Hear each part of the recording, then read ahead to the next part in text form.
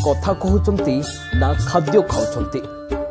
कथा न कही मध्य सिविल परीक्षा रे उत्तीर्ण करुचंती निज छात्र छात्री को।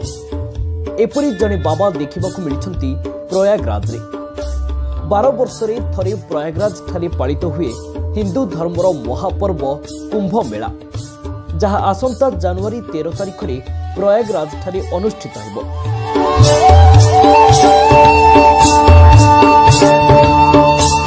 एथिरे सामिल हेबा पाई देशर कोण अनुकोणरू साधु सन्थ माने प्रयागराज आसीचंती। सेथि मध्यरु जणे हेउचंती मौन बाबा, जे कि 41 वर्ष धरी पदे भी कथा हुई नांती कि खाद्य खाई नांती, केवल चा पी बंचुछंती। मौन महाराज को प्रकृत नाम हेउची दिनेश स्वरूप ब्रह्मचारी।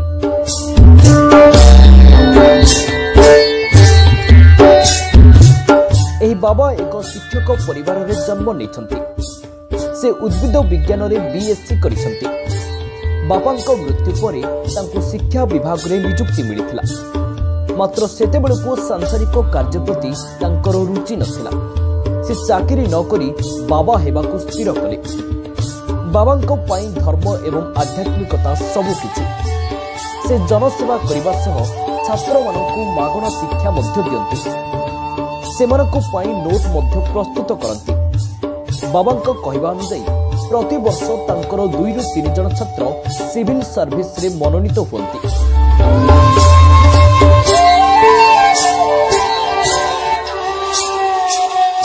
मौन बाबांको अनुसार नीरव रहिबा द्वारा शक्ति जमा हुए एवं यही शक्ति विश्वर कल्याण पाई व्यवहृत हुए। से धर्म कर्म मर्म सागर नामक एक पुस्तक मध्य रचना करिसंती।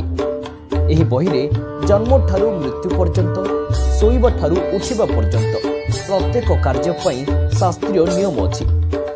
तांको निकटकू आसुथिबा लोकंकू से प्रसाद भाबरे चा परिवेषण करंती। ब्यूरो रिपोर्ट दिनांक टीवी।